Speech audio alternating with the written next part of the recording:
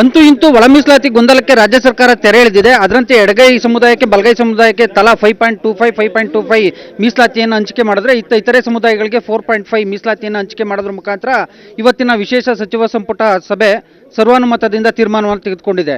ಬನ್ನಿ ಈ ಸಂಬಂಧವಾಗಿ ನಮ್ಮ ಜೊತೆ ಮಾತನಾಡೋದಕ್ಕೆ ಅಬಕಾರಿ ಸಚಿವ ಆರ್ ಬಿ ತಿಮ್ಮಾಪುರ್ ಅವರು ಇದ್ದಾರೆ. ಮಾತನಾಡ್ತೀನಿ ಸರ್. ಇವತ್ತಿನ ಸ್ಪೆಷಲ್ ಕ್ಯಾಬಿನೆಟ್ ತೀರ್ಮಾನ ಫಸ್ಟ್ ರಿಯಾಕ್ಷನ್ ಏನು ಹೇಳ್ತೀರಿ ಸರ್?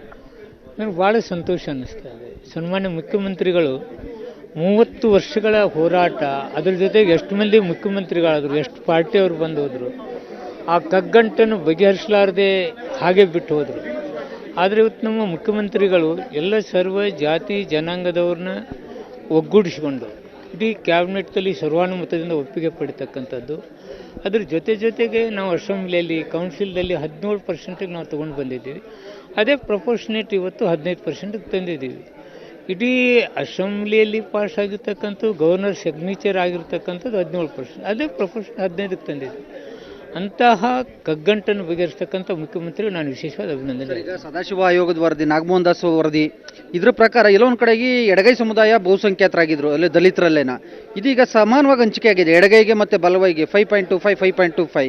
ಇದನ್ನ ಹೇಗೆ ಒಪ್ಕೊಂಡ್ರಿ ಅಂತ ಕ್ಯಾಬಿನೆಟಲ್ಲಿ?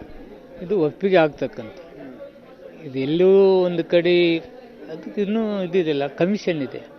ಆ ಕಮಿಷನ್ದಲ್ಲಿ ಹೆಚ್ಚು ಕಡಿಮೆ ಆದರೆ ಅದನ್ನು ಮತ್ತೆ ಬದಲಾವಣೆ ಮಾಡೋಕ್ಕೆ ಬರುತ್ತಲ್ಲ, ಆಪ್ಷನ್ ಇದೆಯಲ್ಲ. ಸರ್, ಈಗ ಬಲಗೈ ಸಮುದಾಯದವರು ಕೂಡ ತೀವ್ರ ವಿರೋಧವನ್ನು ವ್ಯಕ್ತಪಡಿಸಿದ್ರು. ಈ ಸಂದರ್ಭದಲ್ಲಿ ಬಲಗೈ ಸಮುದಾಯದ ಸಚಿವರು ಮತ್ತು ಬಲಗೈ ಸಮುದಾಯದ ವಿರೋಧದ ಬಗ್ಗೆ ಯಾವ ರೀತಿಯಾಗಿ ಚರ್ಚೆ ಆಯಿತು ಸರ್?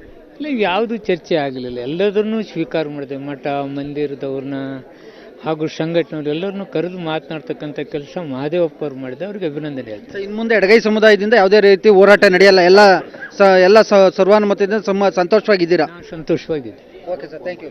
ಸೊ ಇದಿಷ್ಟು ಅಬಕಾರಿ ಸಚಿವ ಆರ್ ಬಿ ತಿಮ್ಮಾಪುರ್ ಅವರ ಸ್ಪಷ್ಟ ನುಡಿಗಳು. ಕ್ಯಾಮ್ರಾಮನ್ ಕೊಂಡಯ್ಯ ಜೊತೆ ಹೆಬ್ಬಾಕ ತಿಮ್ಮೇಗೌಡ, ನ್ಯೂಸ್ 18 ಕನ್ನಡ, ಬೆಂಗಳೂರು.